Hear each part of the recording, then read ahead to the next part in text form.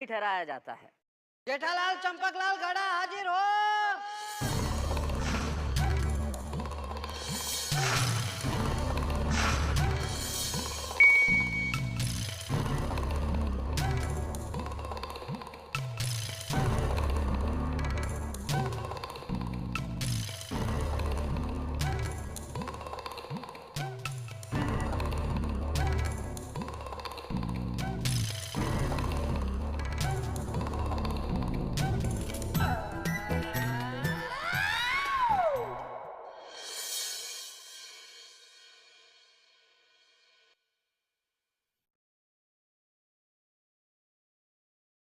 Your honour, ये है जेठालाल चंपकलाल गड़ा।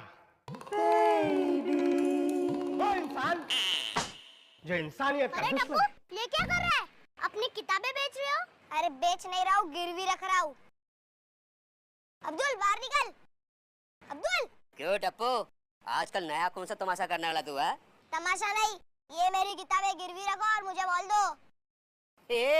ये अब्दुल की दुकान है, यहाँ पर ऐसा वैसा नहीं होता। चल निकल चल। अच्छा तो ठीक है दोस्तों, हम पत्थर से खेलेंगे। अगर पत्थर अब्दुल के दुकान के ट्यूब पे लगा तो 2 रन, ठीक है ना? और अगर बोर्ड पे लगा तो 4 रन, और अगर सर पे लगा तो 6। यस। एक मिनट। हे भगवान, कैसे बच्चे लोग हैं। ये ले बोल, ये ले किताब, ये ले। जाओ अपनी सोसाइटी में जाके खेलो, मेरी दुकान को पकड़ दो। जाओ। और ऐसा गुनहगार जो टेररिस्ट से भी बढ़कर है, और एक ऐसा मुजरिम जिसके लिए कानून की हर सजा कम है। योर ऑनर, इसकी वजह से गोकुलधाम सोसाइटी में रहने वालों का जीना हराम हो गया है। न वहां सुख है और न ही शांति। इसकी करतूतों को अगर किसी टेररिस्ट को भी बताया जाए तो वो मारे शर्म के अपने सर पे बम फोड़ लेगा। लेकिन इसने किया क्या है? माय लॉर्ड, इसने एटम बम बनाया है। क्या? Atom bomb? और वो भी अमेरिका की परमिशन लिए बगैर? ऑर्डर! अरे जज साहब, ये वो एटम बम नहीं, ये जीता जागता बम है जो पिछले 10 सालों से सबके घरों में फूट रहा है। और उस ह्यूमन बॉम्ब का नाम है दीपेंद्र जेठालाल गड़ा उर्फ टप्पू। तो फिर मैच शुरू करें? तो पहली बैटिंग मेरी। नहीं टप्पू, पहले तुम बॉलिंग करो। तुम सोसाइटी में नए हो, तुम्हें पता नहीं टप्पू सिर्फ बैटिंग करता है। आज 150 रन बनाए बिना डिक्लेयर नहीं करूंगा। अगर उससे पहले आउट कर दिया तो टप्पू कभी आउट नहीं हो सकता। ये लो बॉल, जाओ बॉलिंग करो, चलो।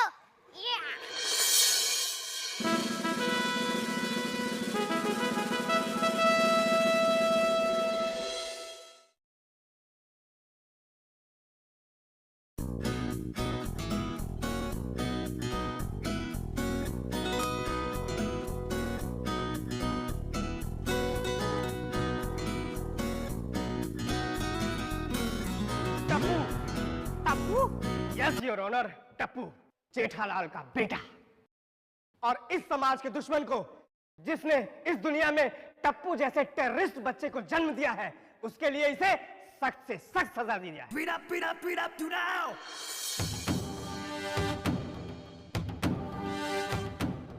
कानून भले ही अंधा हो, लेकिन बिना सबूत किसी को सजा नहीं फरमाता। गवाह को पेश किया जाए। मेरे सबसे पहले गवाह हैं mister and Mrs Sodhi. Mister Mrs Sodhi हाजिर हो।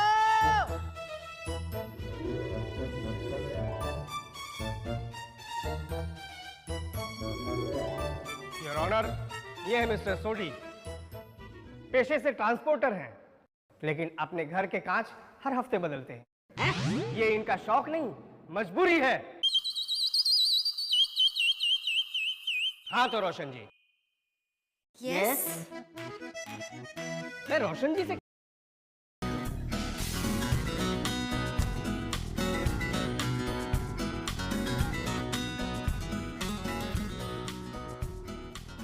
काय चाललंय काय हे? हाँ? वो टप्पू तुम्हें बिगाड़ कर रख देगा। इस बालकनी का कुछ करना पड़ेगा। बालकनी बेच देता हूँ। सुटला चल आज चल आज और खबरदार जो टप्पू का फिर से नाम भी लिया तो कळलं ना? जा जाऊन अभ्यासाला बस चल। काय झालं काय? कितने परेशान होते हो आप? ये बच्चे हैं, खेलेंगे ही ना। अरे ये क्या क्रिकेट खेलते हैं? अरे क्रिकेट तो हमारे जमाने में खेला जाता था और वो भी पूरी डिसिप्लिन के साथ। अरे एक एक बॉलर यूं आके जब बॉलिंग करते। ठीक है मैं समझ गई। अच्छा सुनो, कुकर की 2 सीटी हो गई है। तो क्या मैं मिठाई बांटूं? अरे नहीं बाबा, तीसरी सीटी हो जाने के बाद कुकर बंद कर देना। एक मिनट, मैं गणित का शिक्षक हूँ, इसका मतलब ये नहीं कि मैं तुम्हारे कुकर की सीटियां भी गिनूं। तुम खुद बंद कर देना। अरे वो मैं सामने वाला फ्लैट दिखाने जा रही हूँ। का? मैंने ना पार्ट टाइम एस्टेट एजेंट का काम शुरू कर दिया है। अगर वो फ्लैट बिक गया ना तो दलाली मिलेगी हमें। कह रहा हूँ जी, कहिए। हम दोनों का ही नाम रोशन है। ये मिस्टर रोशन और मैं मिसेस रोशन। जज साहब, ये जेठालाल और उसके बेटे ने हम दोनों का जीना ही हराम कर दिया है। सब नाक में दम करके रख दिया है। ना दिन में जी सकते हैं ना रात में सो सकते हैं जी। अरे पहले आप गीता की कसम तो खाइए। ओ वकील पाजी, आप भी कमाल करते हो। मेरी बीवी रोशन के होते हुए मैं मनसुखी गीता की कसम कैसे खा लूं?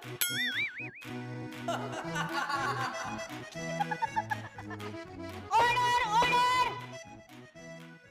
ओ जी, इनका टप्पू है ना, वो मेरी गड्डी के सारे टायर पंचर करता रहता है। इतना ही नहीं जज साहब जी, ये मेरी खिड़की के सारे शीशे भी तोड़ता रहता है।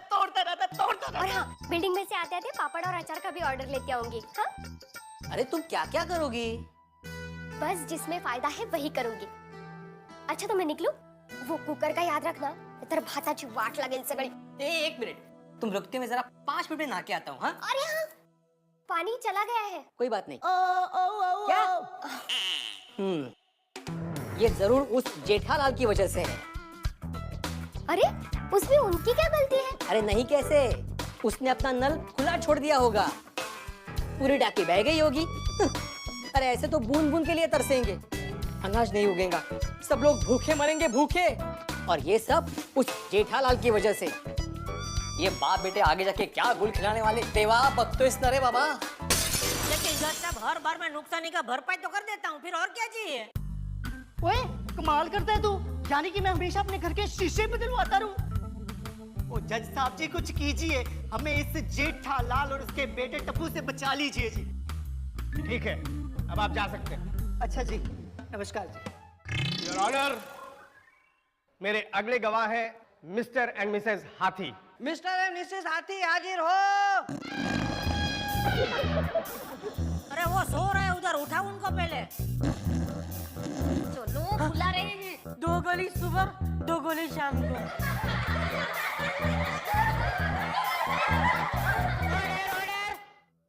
ए मिस्टर, आपको जो भी प्रिस्क्रिप्शन देना है, I mean, आपको जो भी कहना हो यहाँ कटघरे में आकर कहिए।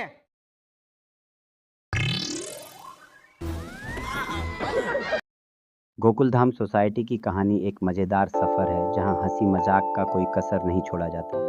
यह वह जगह है जहां हर कोई एक दूसरे के सुख दुख में शामिल होता है और जहां जेठालाल गड़ा जैसे व्यापारी भी अपनी ज़िंदगी के अनगिनत मज़ेदार पलों का सामना करते हैं। जेठालाल का जीवन उस दिन लगभग पलट जाता है जब वह एक अजीब सपने में जाते हैं जहां वह कोर्ट में खड़े होते हैं और उनका बेटा टप्पू उन पर अपने शरारती कारनामों के लिए आरोप लगा रहा होता है। सपने में जज की गुस्से भरी आवाज़ सुनकर जेठालाल की हड़बड़ाहट और उनकी कलात्मक संवाद के साथ चिंता दर्शकों को हंसी से लोटपोट कर देती है। ये स्पष्ट होता है कि टप्पू की शरारतें उनके लिए सिर्फ एक सपना नहीं बल्कि रोजाना की हकीकत है।